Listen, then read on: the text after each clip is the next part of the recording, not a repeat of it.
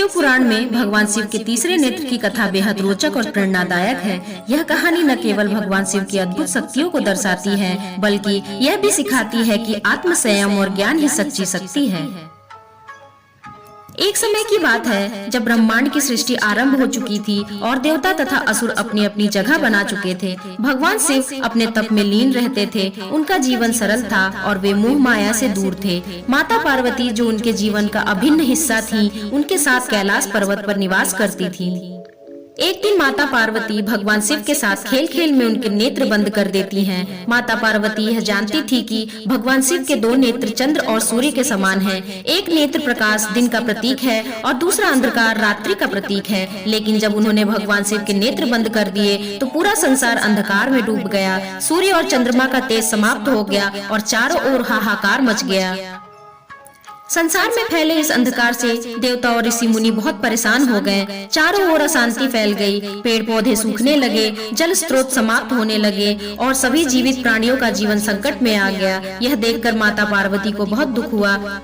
उन्होंने महसूस किया कि उनकी इस चंचलता ने कितना बड़ा संकट पैदा कर दिया है।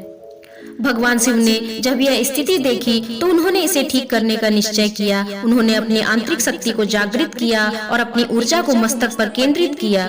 शिव ने इतनी तीव्र तपस्या की कि उनकी ऊर्जा से उनके मस्तक पर एक नया नेत्र प्रकट हो गया। यह नेत्र साधारण नेत्र नहीं था, बल्कि ज्ञान, शक्ति और विनाश का प्रतीक था।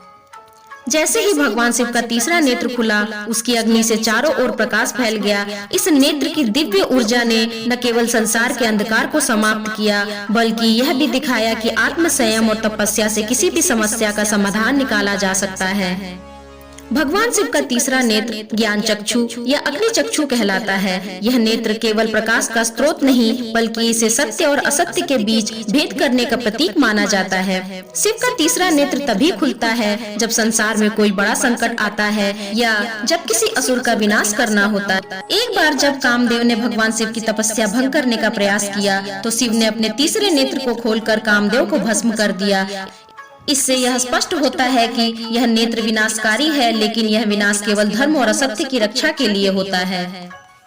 इस कथा का गहरा संदेश यह है कि हमारी आंतरिक शक्ति अनंत है। जब भी हम अपने जीवन में किसी कठिनाई का सामना करते हैं तो हमें अपनी आत्मा की शक्ति पर भरोसा करना चाहिए। भगवान शिव का तीसरा नेत्र यह भी सिखाता है कि ज्ञान ही सबसे बड़ी शक्ति है। अगर हम अपनी ऊर्जा को सही दिशा में लगाएं तो कोई भी समस्या बड़ी नहीं होती।